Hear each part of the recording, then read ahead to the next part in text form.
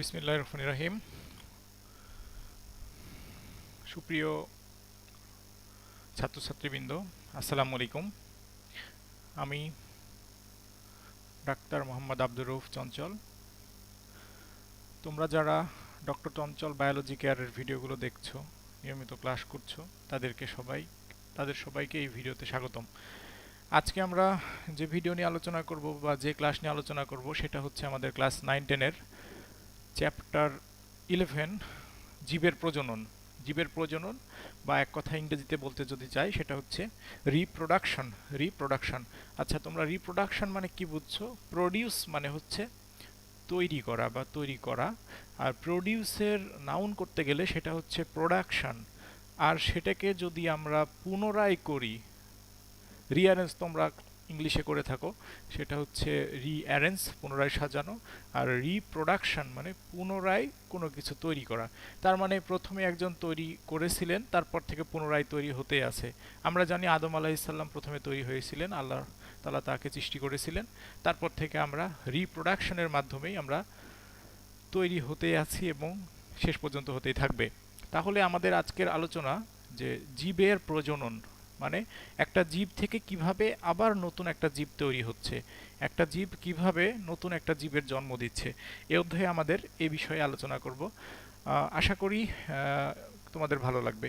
এই অধ্যায়টাকে আমি কয়েকটা পর্যায়ে সাজিয়েছি। প্রথমে আমি তোমাদের অধ্যায়ের আমি কিছুটা নলেজ তোমাদের বোর্ডে আমি দিয়ে দিব বা আমি কিছুটা বোঝাবো, পরবর্তীতে আমি বইয়ে চলে যাব, তোমাদের বইকে দাগিয়ে দিব।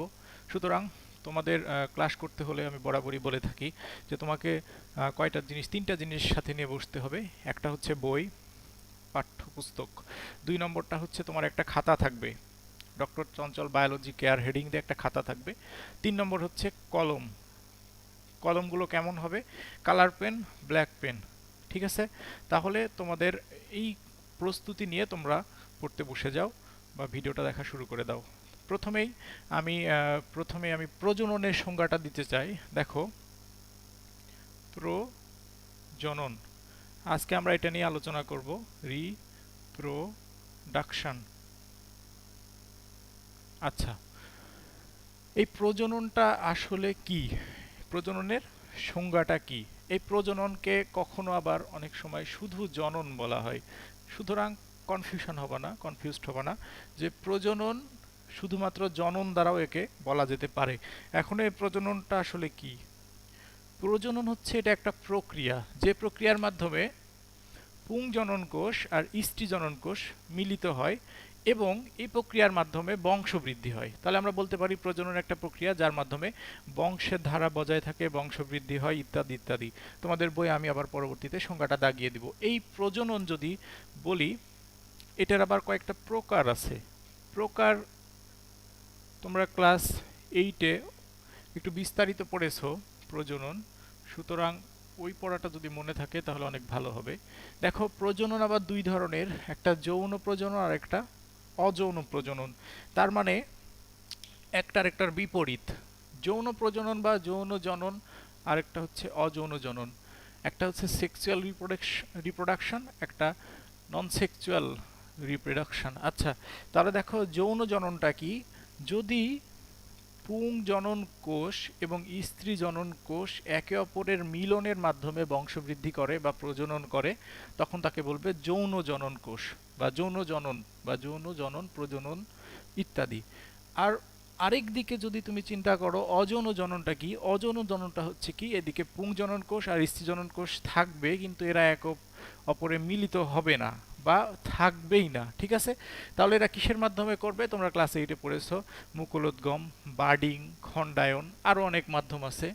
তো একটা জিনিস প্রথমে মনে রাখবা, যৌনটা সাধারণত উন্নত উন্নত শ্রেণীর প্রাণী হোক উদ্ভিদ হোক এরা ইউজ করে বা এই পদ্ধতিতে প্রজননটা করে। আর অযৌনটা সাধারণত মনে রাখবা নিম্ন শ্রেণীর। ঠিক আছে? তাহলে আমরা এই 2টা জিনিস এখান থেকে ধারণা পেলাম, বাদ বাকি জিনিস আমি বই থেকে দাগিয়ে দিব। এখন আসো, আমি জনন কোষের কথাটা বলছিলাম যে জনন কোষটা কি। জনন কোষ বললাম যে একটা হচ্ছে পুংজনন কোষ, আরেকটা হচ্ছে স্ত্রী জনন কোষ। আচ্ছা, এই দুইটা কোষের যদি মিলন হয় সেটা কোথায় হবে? যৌন জননে বা যৌন প্রজননে। তোমরা দ্বিতীয় অধ্যায়ে দেখেছিলা যে কোষ কয়েক ধরনের আছে, একটা আদি কোষ, প্রকৃত কোষ, আর এদিকে ছিল দেহ কোষ, জনন কোষ। ওই জায়গাতে চিন্তা করো, জনন কোষ যেটা সেটা শুধুমাত্র জননে সাহায্য করে, তার মানে প্রজননে সাহায্য করবে। এখন সাধারণত দুই লিঙ্গ বিশিষ্ট প্রাণী আছে, একটা হচ্ছে পুংলিঙ্গ বিশিষ্ট প্রাণী আর স্ত্রীলিঙ্গ বিশিষ্ট প্রাণী। পুংলিঙ্গ বিশিষ্ট প্রাণীতে যে জনন কোষটা থাকবে সেটা পুংজনন কোষ, আর স্ত্রীলিঙ্গ বিশিষ্ট প্রাণীতে যে জনন কোষগুলো থাকবে সেটা স্ত্রী জনন কোষ। এরা যদি মিলিত হয় তাহলেই হবে যৌন জনন। দেখো, পুংজনন কোষকে আরেকটা নামে ডাকা হয় শুক্র অণু বা শুক্রাণু, ঠিক আছে? আরেকটা হচ্ছে ডিম্বাণু। শুক্রাণুকে ইংরেজিতে স্পার্ম বলে, ডিম্বাণুকে ইংরেজিতে ওভাম বলে, অনেক সময় এগো বলে ফেলে, ঠিক আছে, এগো বলে। তাহলে আমরা বুঝতে পারলাম যে শুক্রাণু আর ডিম্বাণু যে ক্ষেত্রে মিলিত হয়ে প্রজনন ঘটাবে সেইটাই হচ্ছে আমাদের যৌন জনন। আর অযৌন জনন শুক্রাণু ডিম্বাণু মিলিত হবে না, এক্ষেত্রে অন্য যেগুলো আমি বললাম একটু আগেই। তাহলে দেখো, এক্ষেত্রে আমরা প্রজনন সম্পর্কে একটু সংক্ষিপ্ত ধারণা পেয়ে গেলাম, তাই কিনা? এখন আমাদের প্রজনন এই অধ্যায়ে আলোচনার ক্ষেত্রে দুইটা ভাগে ভাগ করে আমি বুঝাবো। দেখো, প্রজননটা হচ্ছে এখানে সাধারণত তোমাদের এই বইটাতে, ক্লাস 9-10 বইটাতে এখানে দুইটা ভাগে ভাগ করেছে প্রজননটাকে, অধ্যায়টাকে। দেখো, উদ্ভিদের প্রজনন, আরেকটা হচ্ছে প্রাণীর প্রজনন, ঠিক আছে? উদ্ভিদের প্রজনন আর প্রাণীর প্রজনন। তাহলে প্রথমে আমাদেরকে অবশ্যই উদ্ভিদের প্রজননটা নিয়ে একটু আলোচনা করতে হয়। দেখো, উদ্ভিদের প্রজননটা কিভাবে হয়? উদ্ভিদ মানে এরা হচ্ছে উন্নত শ্রেণীর উদ্ভিদ। কিভাবে প্রজনন করছে দেখো, প্রধানত বলতে গেলে প্রজননের জন্য কোনো অঙ্গের দরকার হয়। অঙ্গ, আমাদের যে কোনো কাজ করার জন্য যে কোনো অঙ্গ প্রস্তুত থাকে। প্রজননের জন্য প্রজননের অঙ্গগুলো আছে, সেই অঙ্গগুলো সম্পর্কে ধারণা রাখতে হবে, ঠিক আছে? এখন প্রজননের অঙ্গ যদি প্রাণীর ক্ষেত্রে বলি তাহলে আমরা সবাই জানি পুরুষদের একটা অঙ্গ আছে, স্ত্রীদের একটা অঙ্গ আছে। উদ্ভিদের ক্ষেত্রে প্রজননের একটা অঙ্গ আছে, সেইটা মনে রাখবা এক কথায়, ফুল, ফ্লাওয়ার। ফ্লাওয়ার হচ্ছে উদ্ভিদের প্রজনন অঙ্গ, ঠিক আছে? তাহলে এবার আমাদেরকে জানতে হবে যে ফুলটা যে প্রজনন অঙ্গ, এর মধ্যে তাকালে আমরা কি কি পাবো। তার আগে একটু বলি, ফুলের অপর নাম কি বলতো? পুষ্প। আর যে গাছে ফুল ধরে তাকে কি গাছ বলা হয়? সপুষ্পক গাছ বা সপুষ্পক উদ্ভিদ। এখন আমি ফুলের বিভিন্ন অংশ নিয়ে একটু আলোচনা করব। দেখো, প্রথমে তোমরা বইয়ে দেখে নিবা যে ফুলের একটা সংজ্ঞা দেয়া আছে, খুবই ভেরি ভেরি ইম্পর্টেন্ট, এই সংজ্ঞাটা পরীক্ষাতে আসতে পারে। এখন তোমাদের ফুলের বিভিন্ন অংশ দেখো, 1 নম্বরে ফুলের অংশগুলোর মধ্যে পুষ্পাক্ষ, 2 নম্বরে বৃতি, 3 নম্বরে দল মণ্ডল, 4 নম্বরে পুংস্তবক, 5 নম্বরে স্ত্রীস্তবক। ঠিক আছে, এইটা যদি আমি বলি কিভাবে আমি লিখলাম, এটা হচ্ছে বাহির থেকে ভিতরে, ঠিক আছে? তাহলে এভাবে মনে রাখবা, পুষ্পাক্ষ, বৃতি, দলমণ্ডল, পুংস্তবক এবং স্ত্রীস্তবক, ঠিক আছে? পুষ্পাক্ষ, বৃতি, দলমণ্ডল, পুংস্তবক এবং স্ত্রীস্তবক। এখন দেখো, পুষ্পাক্ষ এই কথাটা হচ্ছে পুষ্প প্লাস অক্ষ। দেখো, আমি একটা ছোট করে একটা ছবি আঁকানোর চেষ্টা করি ফুলের। দেখো,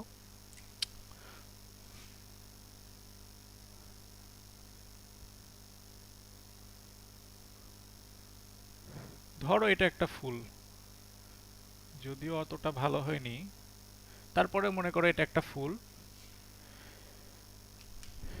এই ফুলটার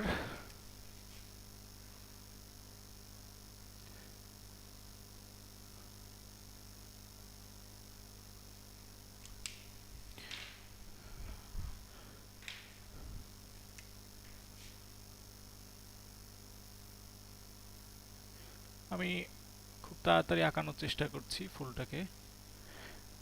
এটা একটা, এই ছবিটা মাথায় রাখবা, যে ফুলটা আঁকালে বা ফুলের এই ছবিটা মাথায় রাখবা।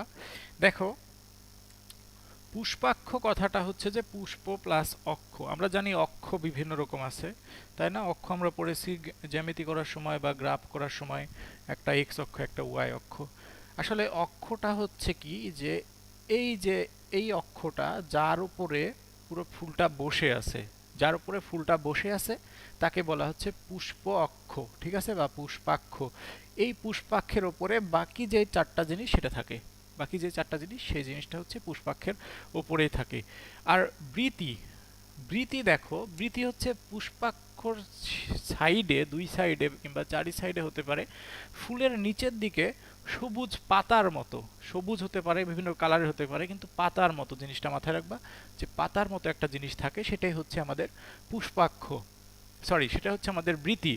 এই বৃতিটা যদি একসঙ্গে থাকে, যুক্ত থাকে, তো থাকতে পারে, আবার দেখা যায় কি এগুলো বিভিন্ন ভাগে ভাগ হয়ে থাকতে পারে। যদি ভাগ বা অংশ অংশ হয়ে থাকে তখন তার নাম হয়ে যায় বৃতাংশ, ঠিক আছে, বৃতাংশ, হ্যাঁ বৃতাংশ। তাহলে বৃতি, যদি বৃতির অংশকে কি বলা হয়, বৃতাংশ বলা হয়, এটা যেন মাথায় থাকে। এরপরে আসে দলমণ্ডল। দলমণ্ডলেরই অপর নাম হচ্ছে পাপড়ি। দলমণ্ডলেরই অপর নাম হচ্ছে পাপড়ি। পাপড়িগুলো, গোলাপের অনেকগুলো পাপড়ি থাকে তোমরা জানো, পাপড়িগুলোই সাধারণত বেশি আকর্ষণীয় হয়, এগুলো দেখেই প্রাণীরা, পশু পাখিরা আকৃষ্ট হয়, ঠিক আছে। এরপরে যেটা দরকার, মেন বা গুরুত্বপূর্ণ, সেটা হচ্ছে অত্যাবশ্যকীয় উপাদান বা অংশ, ঠিক আছে। এই দুইটা হচ্ছে ফুলের অত্যাবশ্যকীয় উপাদান বা অঙ্গ, ঠিক আছে, প্রজনন অঙ্গ। তাহলে প্রথম এই তিনটা কিসের জন্য? এই তিনটা একদিক দিয়ে ফুলকে সাপোর্ট দেওয়ার জন্য, আরেক দিক দিয়ে পাপড়িগুলো কি করবে, একটা প্রজাপতি উড়ে চলে যাচ্ছে তাকে আকৃষ্ট করার জন্য, একটা মৌমাছি উড়ে যাচ্ছে তাকে বলছে যে এটা এখানে একটা ফুল আছে, তাড়াতাড়ি চলে আসো, এখানে মধু আছে, মধু খাও। এভাবে আকৃষ্ট করে নিয়ে আসছে, তারপরে একটা প্রক্রিয়া হবে যেটা আমরা একটু পরে আলোচনা করব, সেটা হচ্ছে পরাগায়ন প্রক্রিয়াটা ঘটবে, ঠিক আছে। তাহলে দেখো, ফুলের বিভিন্ন অংশ সম্পর্কে আমাদের মোটামুটি একটা ধারণা চলে আসলো, যে ফুলের কি কি আছে, পুষ্পাক্ষ, তারপরে কি কি আছে, বৃতি, তারপরে দলমণ্ডল, পুংস্তবক, স্ত্রীস্তবক। পুষ্পাক্ষ, বৃতি, বৃতি দিয়ে আবার অনেক সময় বৃত্তাংশ থাকে, দলমণ্ডল, এখানে আবার মনে করো না রানুমণ্ডল, ঠিক আছে, এটা দলমণ্ডল। তারপরে দলমণ্ডলেরই আরেকটা নাম হচ্ছে পাপড়ি, এই পাপড়িগুলো ফুলকে সৌন্দর্যে বৃদ্ধি সহায়তা করে। এরপরে আসো পুংস্তবক আর স্ত্রীস্তবক, এদেরকে বলা হয় অত্যাবশ্যকীয় উপাদান বা অত্যাবশ্যকীয় স্তবক। ছবিতে কোনটা কি একটু আমরা দেখে নিই। তাহলে এইটা হলো পুষ্পাক্ষ, তাহলে এগুলো হচ্ছে বৃতাংশ, এগুলো হচ্ছে দলমণ্ডল বা পাপড়ি। এই যে দেখো, দুই সাইডে বা চারি সাইডে, চারিদিকে যেগুলো আছে সেগুলো হচ্ছে পুং স্তবক, পুং কেশর, অপর নাম, এগুলো তাহলে পুংকেশর, পুংস্তবক। আর এই মাঝখানে যেটা সুন্দর হয়ে সাজানো আছে সেটাই হচ্ছে স্ত্রী স্তবক, ঠিক আছে। তাহলে তোমাদের একটা জিনিস ভালো করে মাথায় রাখবা, আমি টেকনিক বা ট্রিক্স দিয়ে মনে রাখার চেষ্টা করি, তোমাদেরও মনে রাখার চেষ্টা করাই। দেখো, স্বাভাবিক দৃষ্টিতে চিন্তা করো যে সাধারণত প্রধানমন্ত্রী, এটা হচ্ছে মহিলা, আর তার চারিপাশে যেগুলো থাকবে তারা হচ্ছে বডিগার্ড, ঠিক আছে। তাহলে বডিগার্ডগুলো চারিদিকে থাকবে, বা আমি যদি আরো সহজ করতে চাই, একটা সাধারণত বাংলাদেশের প্রেক্ষাপটে একটা মেয়ের পেছনেই কিন্তু একটা ছেলে ঘুরে। তাহলে দেখো এখানে হচ্ছে মাঝখানে আছে মেয়ে মানে স্ত্রীস্তবক, আর তার চারিপাশে পুংস্তবক ঘুরছে, ঠিক আছে, এভাবে মনে রাখতে পারো। টেক ইট ইজি, অন্য কোনো দিকে আবার মনে করো না। আমি মনে রাখার সুবিধার্থে তোমরা কিভাবে খুব সহজে মনে রাখবা সেই জন্য আমি জিনিসগুলো বলছি, ঠিক আছে। তাহলে আমরা এখানে দেখতে পেলাম যে ফুলের মধ্যকার বিভিন্ন অংশ আমি দেখানোর চেষ্টা করলাম। এখানে আমি দেখালাম প্রথমে পুষ্পাক্ষ, পুষ্পাক্ষের দুই দিকে দেখা যাচ্ছে যে সবুজ বা অন্য কালারের হতে পারে, অন্য রঙের হতে পারে বৃতাংশ। তারপরে আমরা দেখলাম যে এখানে পাপড়ি, যেগুলো ফুলকে আকর্ষণীয় করে এবং এগুলোর মাধ্যমে পরাগায়নে হেল্প হয়। তারপরে দেখো এখানে আমি আঁকাইছি পুংস্তবক বা পুংকেশরও বলা হয় এদের। এরপরে দেখো এখানে একটা মাঝখানে যে জিনিসটা, সেটা স্ত্রী স্তবক। তাহলে ফুলের একটা সাধারণ অংশ সম্পর্কে আমাদের ধারণা হলো। এখান থেকে সাধারণত তোমাদের পরীক্ষাতে, বিগত পরীক্ষাগুলোতে দেখা গেছে কি যে এমসিকিউ কোশ্চেন আসছে, এমসিকিউ। তবে সৃজনশীল আসবে না এরকম না, এমসিকিউ সৃজনশীল সব কিছুই আসতে পারে। আমি পরবর্তীতে এমসিকিউ এর জন্য বইটা দাগিয়ে দিব। আমি যেভাবে পড়াচ্ছি দেখো, আমার অতীতের অভিজ্ঞতা বলছে যে আমি সাধারণত বোর্ডে বোঝাই, তারপরে বইটা দাগিয়ে দিই। বইটা দাগিয়ে দিলে দেখা গেছে কি যে এই দাগানো অংশ থেকেই তোমাদের পরীক্ষাতে অনেক প্রশ্নটাই চলে আসে। এই দাগানো অংশ থেকে যে প্রশ্নগুলো আসে সেগুলো অ্যান্সার করলেই তোমাদের, আমি দেখেছি অতীতে প্রায় 97, 98, 99ও পেয়েছে আমার কাছে গাইডলাইন ফলো করে। ঠিক আছে, তাহলে তোমাদের বইটা দাগিয়ে দিব, বইটা সুন্দর করে দাগিয়ে নিবা। এরপরে আমাদের যেটা বলবো সেইটা সম্পর্কে বলতে গেলে একটু সেটা উপরে লিখে নিই যে পুষ্পমঞ্জরি, পুষ্পমঞ্জরি। ঠিক আছে, এই জিনিসটা আমরা এখন বুঝবো, পুষ্পমঞ্জরি। আচ্ছা, পুষ্পমঞ্জরি একটা সিম্পল একটা ছবি আঁকায় দেখো, এখানে একটা ফুল, এখানে একটা ফুল।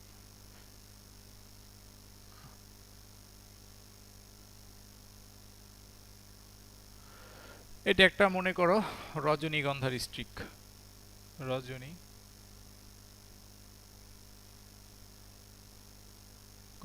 ঠিক আছে, তাহলে যখনই পুষ্পমঞ্জরি ছবিটা তোমার বা পুষ্পমঞ্জরি প্রশ্ন পরীক্ষায় আসবে, তখনই তুমি এই ছবিটা মাথার মধ্যে নিয়ে চলে আসবা, চোখটা বন্ধ করে ছবিটা চিন্তা করে নিবা। দেখো, পুষ্পমঞ্জরি দিয়ে আমি রজনীগন্ধার কথাটা কেন বললাম, ঠিক আছে, একটু বলি। এই একটা জিনিস থেকে অনেকগুলো উদাহরণ হয়ে যাবে।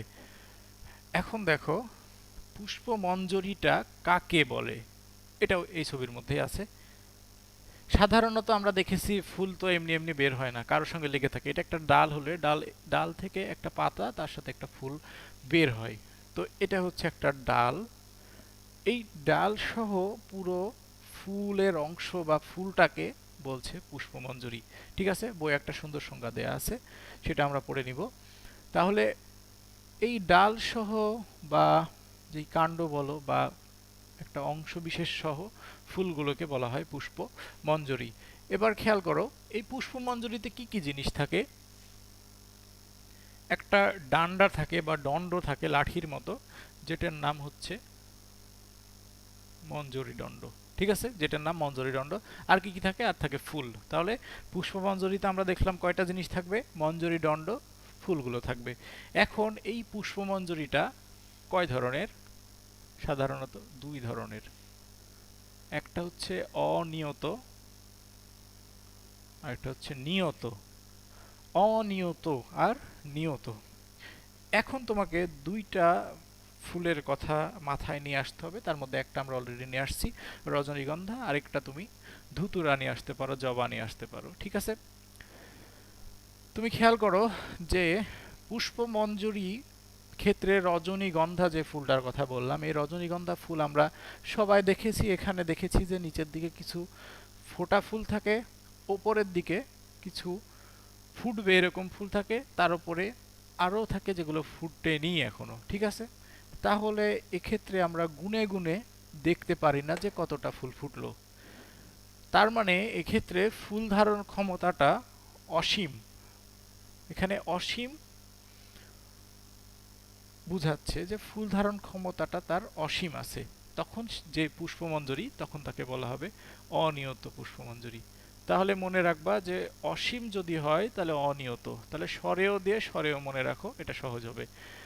নিয়তটা কি, যদি সসীম হয়। সসীম মানে কি, একটা সীমা আছে, একটা ডালে দুইটা ধরবে, একটা ডালে একটা ফুল ধরবে, একটা ডালে তিনটা ফুল ধরবে, তার উপরে ধরবে না, এরকম যদি হয় তখন সেটা হচ্ছে নিয়ত পুষ্পমঞ্জরি। ঠিক আছে, তাহলে পুষ্পমঞ্জরি সম্পর্কে আমাদের কথা বলা মোটামুটি শেষ। পরবর্তীতে আমি আবার বইয়ে আসছি, দাগিয়ে দেব। এরপরে যেই বিষয়টা নিয়ে আলোচনা করব আমরা, সেটা very very very much important for this chapter. তো আমি অলরেডি লিখে ফেললাম, দেখো সেটা কি, পরাগায়ন। পরাগায়নের এখানে 3 স্টার দিয়ে রাখো তোমরা বইয়ে, কারণ এই পরাগায়ন চ্যাপ্টার, পরাগায়ন জিনিসটা বা পরাগায়ন বিষয়টা অনেক অনেক গুরুত্বপূর্ণ। কারণ পরাগায়ন না হলে উদ্ভিদের প্রজনন হবে না, উদ্ভিদ কিছু করতেই পারবে না। ঠিক আছে, এই পরাগায়ন জিনিসটা করে কে, এই অধ্যায়ে আমরা একটু ধারণা নিয়ে থাকি আগের অধ্যায়গুলো থেকে। যে দেখো আমরা পড়েছিলাম প্লাস্টিড কয় ধরনের, প্লাস্টিড পড়েছিলাম 3 টাইপস। একটা হচ্ছে, তারও যদি আগে বলি যে প্লাস্টিড 2 টাইপস, একটা ক্রোমোপ্লাস্ট আর একটা লিকোপ্লাস্ট। ক্রোমোপ্লাস্ট মানে রঙিন। এই ক্রোমোপ্লাস্টটাকে আবার 2 ভাগে ভাগ করা হয়েছে, একটা হচ্ছে শুধুই ক্রোমোপ্লাস্ট, আরেকটা হচ্ছে ক্লোরোপ্লাস্ট। ক্লোরোপ্লাস্টটা কি, যে সবুজ সহ, আর এদিকে ক্রোমোপ্লাস্টটা ছিল সেটা কি, সবুজ বাদে বাদ বাকি যে রঙগুলো সেগুলো। তাহলে তুমি খেয়াল করো যে প্লাস্টিডের ক্ষেত্রে আমরা 3 ধরনের পেয়ে গেলাম, লিউকোপ্লাস্ট যেটার কোনো রং নাই, তারপরে ক্রোমোপ্লাস্ট যেটা রঙিন কিন্তু সবুজ বাদে, আর একটা হচ্ছে ক্লোরোপ্লাস্ট যেটা হচ্ছে সবুজ। এই সবুজের কাজ হচ্ছে সালোক সংশ্লেষণ প্রক্রিয়ায় খাদ্য তৈরি করা। লিউকোপ্লাস্টের কাজ আমরা জানি যে লিউকোপ্লাস্ট কি করে, সাধারণত খাদ্য জমা রাখে, সঞ্চয় করে রাখে। আরেকটা কি থাকলো, ক্রোমোপ্লাস্ট। এই ক্রোমোপ্লাস্টের কাজ হচ্ছে পরাগায়নে সাহায্য করা। তাহলে এই জিনিসটা এখান থেকে আমরা জেনে রাখলাম, আশা করি মনে থাকবে। পরাগায়ন এই জিনিসটাকে এক কথায় আমরা বলতে পারি উদ্ভিদের বিয়ে বা বিবাহ বা নিকা বা শাদী, যেটাই বলো, ম্যারিজ ইত্যাদি। কেন বললাম, তোমাদের আমি মজা করে করে একটু পড়াতে পছন্দ করি, কারণ মজা করে পড়লে একটু বেশি মনে থাকে। এই জিনিসগুলো তোমার মনে থাকবে এবং এটা তুমি হাসবা, এটা দিয়েই হাসতে হাসতে তুমি অ্যান্সার করে চলে আসবা। সুতরাং দেখো, পরাগায়ন সম্পর্কে যদি বলি তাহলে এটাকে আমি সংক্ষেপে একটা নাম দিলাম কি, উদ্ভিদের বিয়ে, মানে গাছের বিয়ে। আসলে পরাগায়নটা এক প্রকার সেই রকমই জিনিস যে গাছের বিয়ে। পরাগায়নের প্রথমে আমাকে জানতে হবে যেটা, তার সংজ্ঞা।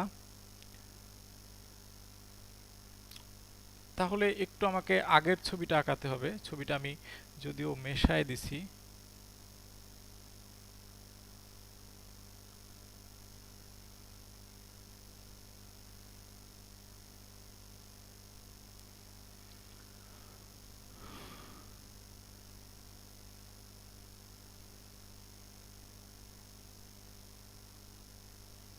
দেখো এখানে আমি একটা ছবি আঁকালাম, যেখানে আমি আঁকানোর চেষ্টা করলাম পুরা ফুলটাকেই। ফুলের এরপরে একটু বিভিন্ন অংশের মধ্যে একটু ডিটেলসে যেতে হবে আমাকে। ডিটেলসে যদি যেতে চাই, এইটার নাম কি ছিল বলো তো, পুং স্তবক। এই পুং স্তবক, এখানে মোট কয়টি স্তবক আছে, 5টি স্তবক আছে। 5টি স্তবক যে ফুলে থাকে তাকে কি ফুল বলা হয়, আদর্শ ফুল। ঠিক আছে, 5টি স্তবক থাকলে তাকে আদর্শ ফুল বলা হয়। 5টির মধ্যে যদি কোনোটা না থাকে তাহলে আদর্শ ফুল আর বলা যায় না। তাহলে পুংস্তবক, পুংস্তবকের মাঝখানে এই যে একটা ডান্ডার মতো, এইটার একটা নাম আছে যার নাম হচ্ছে পুংদণ্ড। পুংদণ্ড বা ডান্ডা যায় বলো। আর এর মাথাতে একটা বীজের মতো জিনিস আছে, যেটা হচ্ছে পরাগধানী। ঠিক আছে, আর মাঝখানে তাহলে এদিকে ওগুলো, আর মাঝখানেরটুকু আমি দেখাচ্ছি। দেখো এইটা পুরোটা হচ্ছে স্ত্রী স্তবক, স্ত্রী কেশর যাই বলো। তার মধ্যে সবার নিচের এই অংশেরটার নাম হচ্ছে গর্ভাশয়। এখানে একটা দণ্ড আছে যার নাম হবে স্ত্রী দণ্ড বা গর্ভদণ্ড। এখানে একটা দেখা যাচ্ছে, এটা একটা মাথার মতো বা মাথা বলা হচ্ছে এই স্ত্রী স্তবকের মাথা, এই জন্য মাথার আরেকটা নাম হচ্ছে মুন্ড, তাই এটার নাম গর্ভমুণ্ড। তাহলে পরাগধানীটা হচ্ছে পুং স্তবকের একটা অংশ, তার মানে এখানে পুংজনন কোষ আছে। আর এই স্ত্রী স্তবকের মধ্যে স্ত্রী জনন কোষ আছে, তাহলে আমাকে কি করতে হবে? এখানে আমাকে পরাগধানীর মধ্যে পুংজনন কোষ, যার মানে পুং রেণু বা যাকে বলা হয় পরাগ রেণু, সেই পরাগ রেণুটা এখানে আছে। এই পরাগ রেণুটা হচ্ছে পুংজনন কোষ। যেই পুংজনন কোষটা যদি স্ত্রী জনন কোষের কাছে যেতে পারে তখনই সেটা পরাগায়ন হবে এবং তখনই উদ্ভিদ বংশবৃদ্ধি করতে পারবে। ক্লিয়ার হলো জিনিসটা? দেখো, পরাগধানী, তাহলে পরাগায়নের সংজ্ঞাটা কি হবে? ফুলের পরাগধানী থেকে পরাগরেণু একই ফুলের অথবা একই জাতের অন্য আরেকটি ফুলের গর্ভমুণ্ডে পতিত হওয়ার প্রক্রিয়াকেই পরাগায়ন বলে। ঠিক আছে? পরাগায়নের সংজ্ঞা পরীক্ষায় প্রচুর আসে, সুতরাং এটা মাথায় রাখবা। যে ক্ষেত্রে কয়েকটা কথা, যে ফুলের পরাগধানী থেকে পরাগরেণু একই ফুলের হতে পারে, এই একটা ফুলই হতে পারে, একই ফুলের অথবা একই জাতের ভিন্ন দুইটি ফুলের বা একই জাতের ভিন্ন একটি ফুলের অন্য একটি ফুলের গর্ভমুণ্ডে মানে মাথায় পতিত হয়ে গেল, এই প্রক্রিয়াটাকে বলা হচ্ছে পরাগায়ন। ঠিক আছে? এখন আমাদের জানতে হবে এই পরাগায়নটা কয় ধরনের, পরাগায়নের ধরন। ঠিক আছে? এখানে দেখো, এটা যদি পুরুষ হয় এটা মহিলা, তাহলে পুরুষ এবং মহিলা যখন একত্রে হবে তখনই তো তার বিয়ে, তাই কি না? তো উদ্ভিদের বিয়ে, এই জন্য আমি এটার নামকরণ করেছি যে পরাগায়নটা আসলে এক প্রকার উদ্ভিদের বিয়ে। এবার আসো এটার প্রকারভেদ। প্রকারভেদ আছে স্বপরাগায়ন, আরেকটা হচ্ছে পরপরাগায়ন। ঠিক আছে? পরপরাগায়ন। আমরা জানি স মানে নিজ, স মানে নিজের, আর পর মানে অন্যের। ঠিক আছে? তাহলে স্বপরাগায়ন জিনিসটা কি হবে? স্বপরাগায়ন জিনিসটা হবে কি, যে দেখো একটা গাছ, এটা ধরো একটা গাছ, এই গাছে এটা একটা ফুল, এটা একটা ফুল ধরছে, এটা একটা, এই ফুলগুলো কি পাশাপাশি আছে না? এখন দেখো এই ফুলে এরকম একটা ফুল চিন্তা করো, এই ফুলটাকে এরকম একটা, এই ফুলটাকে এরকম একটা, এই ফুলটাকে এরকম একটা, এই ফুলটাকে এরকম একটা ফুল। তাহলে এই ফুলে পরাগ ধানী আছে, পুংস্তবক আছে, স্ত্রীস্তবক আছে। তাহলে এখান থেকে এখানে যদি পড়ে যায় পরাগরেণুটা, তাহলে যে পরাগায়নটা হবে মানে একটা নির্দিষ্ট একটা ফুল, একটি ফুলের মধ্যে হচ্ছে এই জিনিসটা, এটা স্বপরাগায়ন। এবার আরেকটা চিন্তা করো, এইটা একটা গাছ ছিল, তো এই গাছের একটা ফুল ছিল, পাশাপাশি এটা একটা ফুল। এই পাশাপাশি ফুলটাতে দেখা যাচ্ছে এই ফুলের পুংস্তবক থেকে পরাগধানী থেকে পরাগরেণু উড়ে যে এই ফুলের গর্ভমুণ্ডে পড়লো, তাহলেও যে পরাগায়নটা হবে সেটা হচ্ছে স্বপরাগায়ন। ক্লিয়ার? তাহলে স্বপরাগায়নের সংজ্ঞা কি হবে? একটি ফুলের অথবা একই গাছের দুইটি ফুলের। তাহলে একটি ফুলের পুং পরাগধানী থেকে পরাগরেণু পতিত হওয়ার প্রক্রিয়া, অথবা দুইটি ফুলের কিন্তু উদ্ভিদটা একটাই। ঠিক আছে? এভাবে মাথায় রাখবা। এরপরে আসো পরপরাগায়ন। পরপরাগায়ন জিনিসটা কি, যে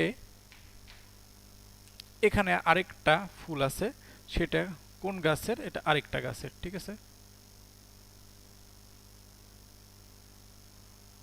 এখানে আরেকটা ফুল আছে যেটা অন্য গাছ। ঠিক আছে? অন্য উদ্ভিদ, কিন্তু একই জাতের, এটা মনে রাখবা, একই জাতের। এখন পরপরাগায়নের সংজ্ঞাটা কি হবে? ফুলের পরাগধানী থেকে পরাগরেণু ভিন্ন উদ্ভিদের, বা একটু যোগ করতে পারো, একই জাতের ভিন্ন আরেকটি উদ্ভিদের ফুলের গর্ভমুণ্ডে পতিত হওয়ার প্রক্রিয়াকে পরপরাগায়ন বলে। পরবর্তীতে বইয়ের সংজ্ঞা আছে, বিস্তারিত আমি সেটা দাগায় দিব তোমাদের, অবশ্যই দাগিয়ে নিবা। দেখো, তাহলে স্বপরাগায়ন আর পরপরাগায়ন সম্পর্কে একটু হলেও ধারণা আমাদের সৃষ্টি হয়ে গেছে, তাই কিনা? এখন আসো আমি এই স্বপরাগায়ন পরপরাগায়ন কে করে, স্বপরাগায়ন পরপরাগায়নের গুরুত্ব কি, পার্থক্য কি, এগুলো পরীক্ষাতে প্রচুর আসে। এগুলো সম্পর্কে আমি তোমাদেরকে একটু আমার নোটসের একটু ছবি দেখিয়ে দিব, পাশাপাশি আমি একটু এখানে আলোচনা করি। দেখো, এই অধ্যায়টা একটু বড় আছে, সুতরাং অধ্যায়ের ভিডিওটা একটু বড় হবে, এটা নিয়ে মাথা খারাপ করো না, কোনো ভয় নাই, খুবই সহজ পড়ালেখা, শুধুমাত্র একটু ডেডিকেশন বা একটু সময় দিলেই হবে। দেখো, স্বপরাগায়ন আর এখানে পর পরাগায়ন। সাধারণত এখানে পার্থক্যগুলো যদি এভাবে একপাশে বিষয় দাও তাহলে জিনিসটা খুবই সুন্দর হয় এবং স্যারদের দেখার জন্য সুবিধা হয় এবং স্যাররা বেশি মার্কস দেয়। সুতরাং তোমরা চেষ্টা করবে অবশ্যই এভাবে দেওয়ার। বিষয়টা কি, প্রথমে লিখবা সংজ্ঞা। সংজ্ঞা তো বইয়ে আছে বা ওখান থেকে তোমরা বানিয়ে নিবা, বা সংজ্ঞাটা একটু আগে বললাম। এর পরবর্তীতে তুমি যেটা করবা, স্বপরাগায়ন আর পরপরাগায়নের মধ্যে একটা জিনিস আছে যে এখানে বলতে পারো যে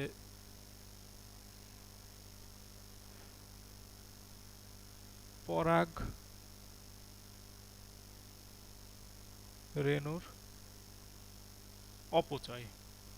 পরাগ রেণুর অপচয় স্বপরাগায়ন, যেহেতু কাছাকাছি দুইটা ফুলের মধ্যে কিংবা একই ফুলের মধ্যে, তাহলে এদের কম হবে। আর পরপরাগায়নে পরাগায়নের অপচয়টা বেশি হয়, কারণ একটা জায়গা থেকে আরেক জায়গায় নিয়ে যেতে লাগলে শেষও হয়ে যেতে পারে, পরাগায়নটা মরে যেতে মানে পরাগ রেণুটা মরে যেতে পারে। এরপরে আসো পরাগ রেণুর অপচয়ের পরে যেটা বলবো সেটা হচ্ছে পরাগায়নের হার। সাধারণত স্বপরাগায়ন কাছাকাছি থাকছে ফুলগুলো, তাহলে এখানে পরাগায়নের হার অবশ্যই বেশি হবে, এখানে পরাগায়নের হার অবশ্যই কম হবে, তাই কি না? এরপরে আসো যে স্বকীয়তা। স্বকীয়তা মানে চারিত্রিক বৈশিষ্ট্যতা। এখন দেখো, এই উদ্ভিদের একই গাছের মধ্যে দুইটা ফুলের মধ্যে হচ্ছে, তাহলে তাদের কি হবে যে চারিত্রিক বৈশিষ্ট্য একই রকম থাকবে, তাই কি না? চারিত্রিক বৈশিষ্ট্য একই রকম থাকলে স্বকীয়তাটা বজায় থাকবে, বজায় থাকে, এটা থাকে না। ঠিক আছে, এরপরে আসো দেখো, পরাগায়নের হার হলো, সংজ্ঞা হলো, পরাগরেণুর অপচয় হলো, স্বকীয়তা বজায় থাকে নাকি থাকে না। আরেকটা জিনিস যোগ করতে পারো, এটা একই ফুলের অথবা একই উদ্ভিদের দুইটি ফুল, এখানে ভিন্ন উদ্ভিদের দুইটি ফুল, এভাবে লিখতে পারো। এরপরে যেটা লিখতে হবে ভেরি ভেরি ইম্পর্টেন্ট, সেটা হচ্ছে অভিযোজন ক্ষমতা। অভিযোজন ক্ষমতা, আচ্ছা অভিযোজন ক্ষমতাটা মানে কি বোঝো বলো তো? অভিযোজন ক্ষমতা মানে কোপ উইথ, ঠিক আছে? এই ক্ষমতাটা কি, যে একটা পরিবেশ থেকে অন্য একটা পরিবেশে গেছে, ধরো সেটা খাপ খাইয়ে নিতে পারছে, আরেকজন পারছে না, তাহলে কার অভিযোজন ক্ষমতাটা বেশি? যে খাপ খাইয়ে নিতে পারছে তার। দেখো, সাধারণত উদ্ভিদের ক্ষেত্রে আগে আমি একটা উদাহরণটা দিয়ে নিই। দেখো, একটা গরিব ছেলের সাথে একটা ধনী একটা মেয়ের বিয়ে হলো। ধনী মেয়েটা হচ্ছে বাবার একটাই মেয়ে, তাহলে বিয়ে হলে তাদের যেই আর্থিক সচ্ছলতাটা বা আর্থিক দিক দিয়ে বিবেচনা করলে কি হলো, ছেলেটাও সংস্পর্শে এসে কি হলো, পরবর্তী যে বাচ্চাটা আসবে বা বাচ্চাটা হবে, সে মোটামুটি সচ্ছল পরিবার বলা যায় কিংবা ধনী বলা যায়, তাই কি না? উদ্ভিদের ক্ষেত্রেও ধরো একটা উদ্ভিদ, গাছটা একটু বড়, ভালো ফল দেয়, তারপরে তোমার পরিবেশের সাথে টিকে থাকতে সক্ষম। আরেকটা উদ্ভিদ দেখা গেছে কি, যে গাছটা অত ভালো না, পরিবেশের সাথে টিকে থাকতে পারে না, ঝড় হলে ভেঙে যায়। এখন দেখো একটু ছোট সাইজ, তাহলে যদি শুধুমাত্র এই ছোট গাছের একটা ফুলের সাথে আরেকটা ফুলের পরাগায়ন হয়, তাহলে সারা জীবন যে গাছটা আসবে সেটা ছোট গাছই আসবে এবং পরিবেশের সাথে সে টিকে থাকতে পারবে না অতটা, যার জন্য তার অভিযোজন ক্ষমতাটা কি হবে, কম হবে। তার মানে স্বপরাগায়নে অভিযোজন ক্ষমতাটা কম হয়। আর যদি আমি দুইটা গাছের মধ্যে একটা দেখা যাচ্ছে মোটা শক্তিশালী গাছ, আরেকটা হচ্ছে চিকন গাছ, এই দুজনের মধ্যেও পরাগায়ন হলো, পরাগায়নের ফলে যেটা উৎপন্ন হবে সেটা মোটার বৈশিষ্ট্যগুলো কিছুটা আসবে, চিকনের বৈশিষ্ট্যগুলো কিছুটা আসবে, দুইটা মিলে মাঝামাঝি এক প্রকারের গাছ হবে, যেই গাছটার অভিযোজন ক্ষমতা বেশি হবে। সুতরাং অভিযোজন ক্ষমতার দিক দিয়ে চিন্তা করলে পরপরাগায়নে অভিযোজন ক্ষমতাটা বেশি। স্বকীয়তা যেমন চারিত্রিক বৈশিষ্ট্যটা এক্ষেত্রে যেহেতু নিজের গাছের মধ্যে হচ্ছে, সুতরাং অন্য কারো বৈশিষ্ট্য মিক্স হচ্ছে না, আর যেহেতু এটা অন্য গাছের সাথে মিক্স হয়ে যাচ্ছে, তাই স্বকীয়তাটা পরপরাগায়নে বজায় থাকে না, আর স্বপরাগায়নে বজায় থাকে। অভিযোজন ক্ষমতার পরে সবশেষে দিবা হচ্ছে উদাহরণ। উদাহরণ স্বপরাগায়নের ক্ষেত্রে মনে রাখবা সরিষা, ধুতুরা, কুমড়া। আর পরপরাগায়নের ক্ষেত্রে শিমুল আর পেঁপে। ঠিক আছে, তাহলে স্বপরাগায়ন এবং পরপরাগায়নের মধ্যে পার্থক্য আমাদের মোটামুটি হয়ে গেল। এবার আমাদের যেটা আরেকটু জানা লাগবে সেটা হচ্ছে পরাগায়নের মাধ্যম। আর পরাগায়নকে আমি একটু আগে একটা নাম দিয়েছিলাম, সেটা হচ্ছে উদ্ভিদের বিয়ে। এই সাধারণত বিয়ের ক্ষেত্রে মাধ্যমের দরকার আছে কিনা? অবশ্যই দরকার আছে। মাধ্যমের দরকার বলতে গেলে বিয়ের ক্ষেত্রে দেখা যায় কি যে আগে এখন থেকে প্রায় আরো 20 বছর আগে দেখা যেত কি যে বিয়ের জন্য সাধারণত ঘটকের উপর নির্ভরশীল হতে হতো, কিংবা অন্য একটা কারো উপর নির্ভরশীল হতে হতো যে পাত্রী খুঁজে নিয়ে এসে দেয় বা পাত্রের সন্ধান দেয় এরকম। এখন দেখা গেছে ফেসবুকের যুগ, ইমোর যুগ, হোয়াটসঅ্যাপের যুগের ফলে ঘটকদের এখন আর অতটা কাজ নাই, ঘটকরা এখন না খেয়ে মরছে এরকম একটা অবস্থা। ঠিক আছে? তো দেখো, পরাগায়ন মানে কি? এটা উদ্ভিদের উদ্ভিদের বিয়ে বললাম। এই বিয়েটার জন্য কোনো মাধ্যম দরকার, তাই কি না? মাধ্যম দরকার। এই বিয়েটার যেই মাধ্যম সেটাই হচ্ছে পরাগায়নের মাধ্যম। এই পরাগায়নের মাধ্যমটা ভেরি ভেরি মানে very very important, very very গুরুত্বপূর্ণ। ঠিক আছে? তো পরাগায়নের মাধ্যমের ক্ষেত্রে তোমাকে চিন্তা করতে হবে যে এই মাধ্যম ছাড়া পরাগায়ন হবে কি? হবে না। কারণ দেখা গেছে কি যে একটা পুংস্তবক থেকে আরেকটা গর্ভমুণ্ডের বা স্ত্রীস্তবকের একটু দূরত্ব থাকে। সুতরাং এখান থেকে এখানে উদ্ভিদ নিজে তো নিজের হাত পা নাই বা নিজের কিছু নাই যেটা দিয়েও সে করবে। এই জন্য কি করে? মাধ্যমের দরকার হয়। এই মাধ্যমের উপর ভিত্তি করে ফুলকে কয়েকটা ধরনে ভাগ করা হয়েছে। একটা হচ্ছে বায়ু পরাগী ফুল, একটা হচ্ছে পানি পরাগী ফুল, আরেকটা হচ্ছে পতঙ্গ পরাগী ফুল, আরেকটা 4 প্রাণী পরাগী ফুল। বায়ু পরাগী ফুল যেটা বায়ুর মাধ্যমে পরাগায়ন হবে, একটু বাতাস হবে, একটু বাতাস হলে দেখা যাচ্ছে যে পরাগরেণুগুলো উড়ে যে গর্ভমুণ্ডে পড়ে যাবে। সাধারণত সরিষাতেও হয়, সাধারণত ধানের ক্ষেত্রে হয়। পানি পরাগী দেখবা যে কচুরিপানা কিংবা পাতা শ্যাওলা ইত্যাদিতে দেখা গেছে কি যে পানির মাধ্যমে পরাগায়নটা হয়ে যাচ্ছে, পানিতে ভেসে ভেসে পরাগরেণু যাচ্ছে, যে পরাগায়নটা হচ্ছে। পতঙ্গ পরাগী সাধারণত অধিকাংশ ফুলই এই পতঙ্গ পরাগী ফুল, এরা হচ্ছে মধু থাকে ফুলে, এবং এটা ফুলের গর্ভমুণ্ডটা কি হয় একটু তুলনামূলক আঠালো হয়, মধু থাকে, এবং সে ফুলটা একটু রঙিন হয়। এই ফুলটা রঙিন হওয়ার কারণ হচ্ছে পতঙ্গগুলোকে আকর্ষণ করা। প্রাণী পরাগীটা কি? একটু ফুলের সাইজটা বড় হতে হবে, কারণ প্রাণীদের চোখে তো পড়তে হবে, তাই না? এরকম বৈশিষ্ট্য আছে এবং উদাহরণ আসে বই থেকে, আমি দাগিয়ে দিব। দেখো, এই পরাগায়নের মাধ্যমগুলো very very important for MCQ.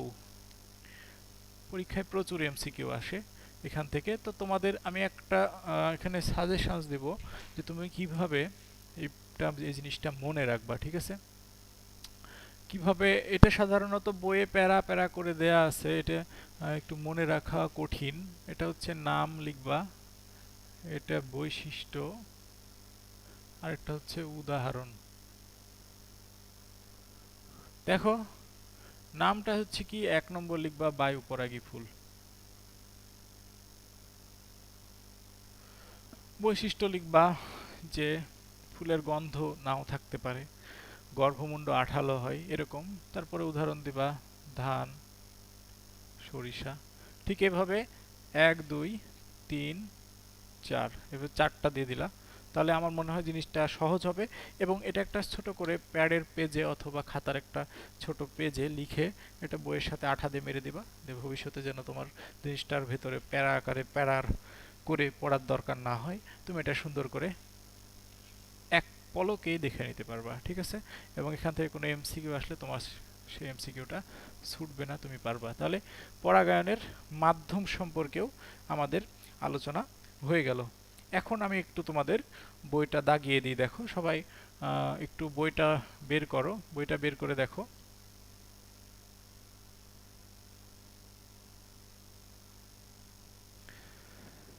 হ্যাঁ, জীবের প্রজনন এই অধ্যায়টা খেয়াল করো। রিপ্রোডাকশন, এখানে একটা সুন্দর বাচ্চা মুরগির ছবি দেওয়া আছে, খুব সুন্দর লাগছে দেখতে।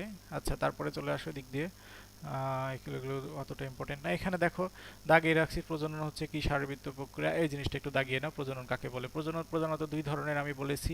এরপরে আসো যে পুংজনন কোষ বা শুক্রাণু বা স্পার্ম বলে, ডিম্বাণু উপরে এই ওভাম লিখে রাখো বা এগ বলে, ঠিক আছে। এরপরে একটা কথা দেখো, সহবাসী উদ্ভিদ। সহবাসী কি? যে দুই ধরনের জনন কোষ যদি একই দেহে থাকে তখন তাকে সহবাসী উদ্ভিদ বলে।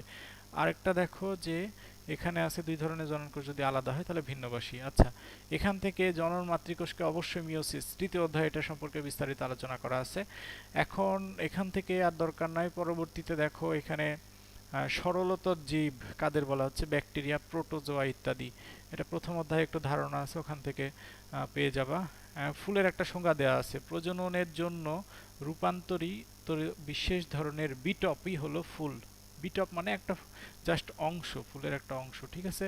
আদর্শ ফুলের কয়টা স্তবক? 5টা স্তবক। এখানে পুং স্তবক এবং স্ত্রী স্তবক হচ্ছে ভেরি ভেরি ইম্পর্টেন্ট বা গুরুত্বপূর্ণ দুটি স্তবক এখানে দেখাচ্ছে।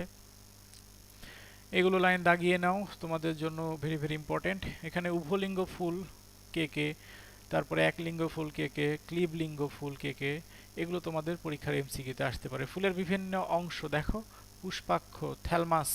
থ্যালমাসের জায়গায় একটা এ দিলে থ্যালামাস যদি দেয় তাহলে কিন্তু আলাদা একটা জিনিস, যেটা মস্তিষ্কের অংশ, আমরা পরে পড়ব। এরপরে আসো বৃতি। এখানে পুষ্পাক্ষ সম্পর্কে ধারণা রাখতে হবে যে বাকি 4টি স্তবক পরপর সাজানো থাকে এর উপরে। বৃতি বা বৃতাংশ যুক্ত থাকতে পারে, বিযুক্ত থাকতে পারে, এভাবে মনে রাখতে হবে। দলমণ্ডল বা পাপড়ি লিখে রাখতে পারো, বা দলকে পাপড়ি বলে, ঠিক আছে। এই পাপড়িগুলো যুক্ত থাকতে পারে, যুক্ত থাকলে যুক্ত দল, আর যদি আলাদা থাকে বিযুক্ত দল। পাপড়ি সাধারণত রঙিন হয়, কারণ এটা হচ্ছে কি করবে? ফুলকে আকর্ষণীয় করবে আর রোদ বৃষ্টি থেকেও রক্ষা করে। এই ছবিটা ভেরি ভেরি ইম্পর্টেন্ট, এই ছবিটা মাথার মধ্যে মুখস্থ করে রাখবা, এই ছবিটা বাসায় প্র্যাকটিস করবা। দেখো আমি এটা সম্পর্কে আলোচনা করেছি, সুতরাং এটা সম্পর্কে আর বলবো না। পুংস্তবক এই সম্পর্কে বলতে গেলে দেখো এই জায়গাতে যোজনী কাকে বলে, ভেরি ভেরি ইম্পর্টেন্ট। যে আমরা দেখছি ছবিতে এই পুংদণ্ড বা পরাগদণ্ড, আর এই জায়গায় দেখছি পরাগধানী।